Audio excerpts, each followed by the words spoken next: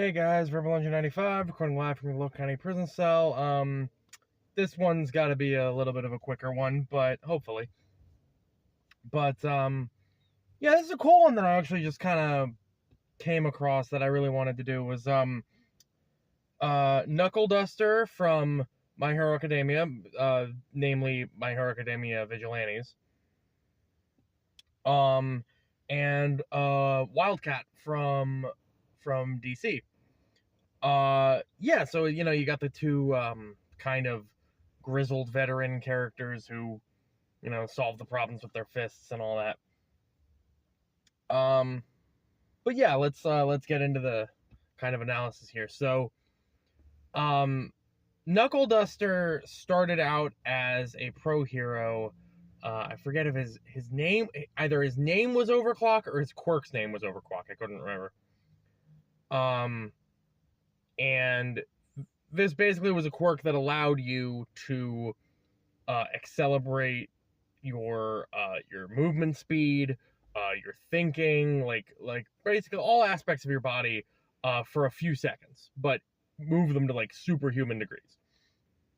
So he was known for being able to like punch 4 guys at once. He was known for being able to run super fast. And this quirk actually has a lot of amazing implications. Like he was able to, because his brain was sped up, his brain processes were sped up, he was pretty much able to like gather information perfectly from people by like reading their body language and by, doing that. When you can do that to the nth degree, that the borders on like telepathy at that point, right? So he was an incredibly well-respected hero, and then he lost all of it because he had his quirk stolen from him. So he couldn't do any of that stuff that I just mentioned anymore. So what does he do? Well, normally somebody would, assist the heroes in getting their, in trying to bring this thing down or like pursue another life. No, he decided to take it upon himself, after losing his position as a hero, to train his body until he was so just jacked, right? And with his willpower and his endurance and his just overall toughness, he was able to fist fight superhuman, even mutant level quirk users with his bare hands without a quirk. And he became known as the vigilante known as Knuckleduster.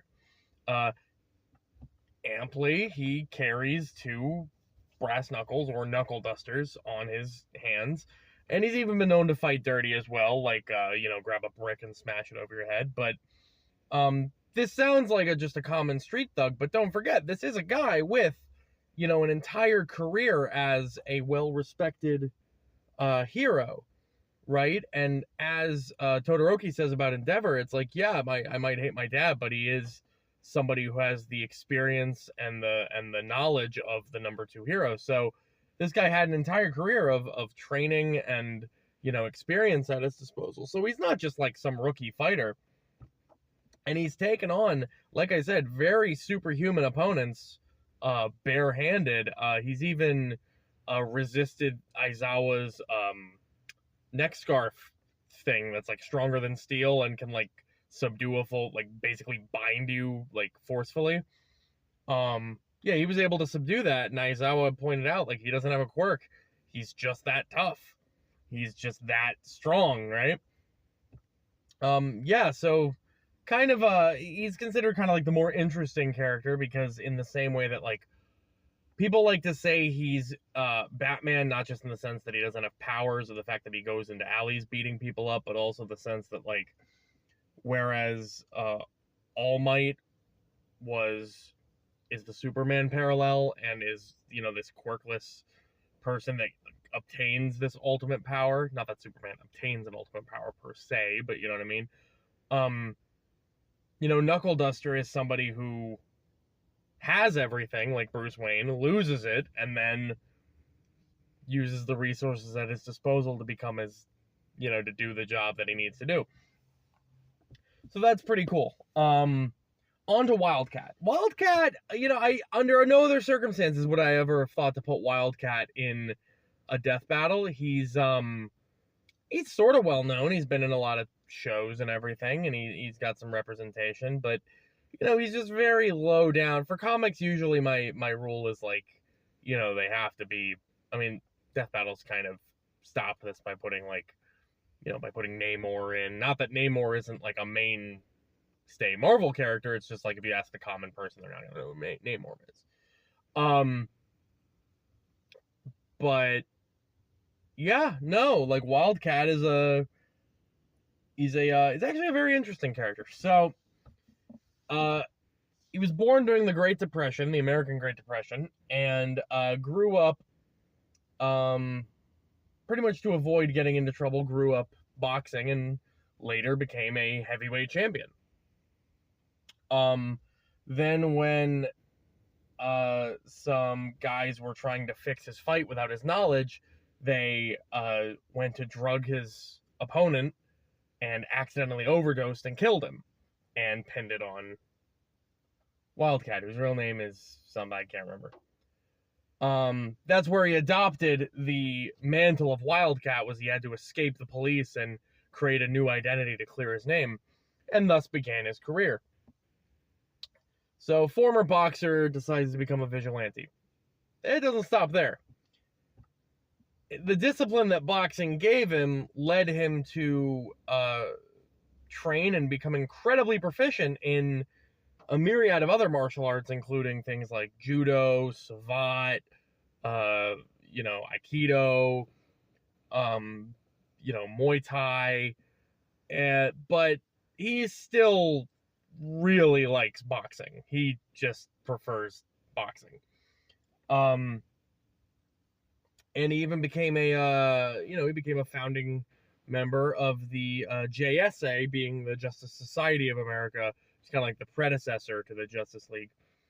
And yeah, he was a well-respected enough martial artist that he was actually one of the experts that Bruce Wayne, speaking of which, sought out to do his training. And he even trained some other, figures in the DC universe, like Black Canary and Catwoman. So he's got quite a reputation. Now you might think, well, if Bruce Wayne is X number of years old, how did Wildcat, who was born in the Great Depression, what was he training him when he was 90? Well, you see, in the JSA, there are a couple of magical beings. One of them being Zatara, father of Zatanna.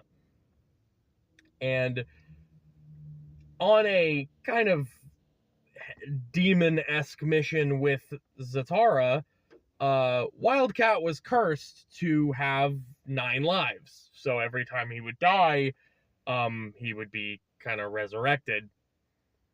And thus his aging process was significantly slowed down. So not only does that give him the time to have, almost a century of combat experience, but he also became proficient in other new martial arts as they developed, things like Brazilian Jiu-Jitsu, Krav Maga, stuff like that.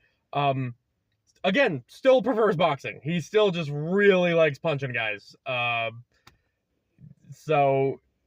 he is very proficient in these other styles. Let's not take that away from him. But yeah, and also he's just jacked. He's also fought superhuman opponents, but typically Wildcat doesn't do a lot of one-on-one fighting with superhuman opponents. If he does, it's usually somebody who's not as well trained as he is, so he can kind of outclass them. But yeah, no, very underrated character here. It's like Batman if he stripped away all the gadgets, in a sense. But yeah, so who do I think wins this? Unfortunately, and not to categorize things, because I hate the way Death Battle's been breaking things down into categories, because it implies that every category is equally as important, when I don't think that's the case most of the time.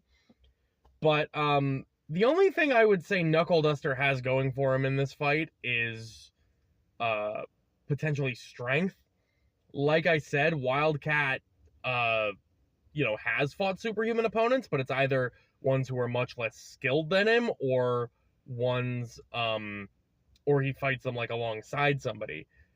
Knuckleduster has straight up just 1v1 guys, and you could argue that he might have been more experienced in fighting than they were, but I mean, yeah, I would say he definitely would have the edge in strength. But I mean, when you compare Knuckleduster's his time and experience as a former pro hero and the training that he had to do to, get himself into peak physical shape, when you compare that to, like what, 70, 80 years of not just being a hero, but also like martial arts mastery to the point where, Batman wants to learn from you, it doesn't really compare. So physically, I think they're both sort of on the same level. But yeah, Wildcat absolutely takes the edge in that regard. And then the other thing to take into consideration is the whole 9 lives thing. Now, depending on the continuity, sometimes it takes, a while for him to resurrect. Sometimes he does it right away or close to right away. If that's a thing that's going to happen where he's going to, like, his wounds will heal and he gets back up, then that would absolutely just be the death nail in this fight. Like, there's no way Knuckleduster can win at that point. Because then even if he gets, like, a lucky shot and, cracks Wildcat's skull open, he's just going to get back up and be like, hey, I didn't hear no bell, which they'll absolutely do if this fight ever happens, by the way. That scene will absolutely happen. But yeah, no, the other cool thing is, like, these two would definitely understand each other. They would definitely respect each other. And they would fight, I think, because, Wildcat would probably at first assume that Knuckleduster's like a thug or something, and try to fight him, and then eventually they would be like, all right, well, let's see who takes the other one down. But, like, Knuckleduster is a vigilante. He is technically breaking the law, so, Wildcat would have a reason to try to beat him. Yeah, but I mean, we're looking at a slugfest here. We're looking at a brawl. This is a cool fight, but I definitely think that Wildcat wins. But yeah, anyway, great, cool fight to do. See you guys next week. Rebel Engine 95. See ya.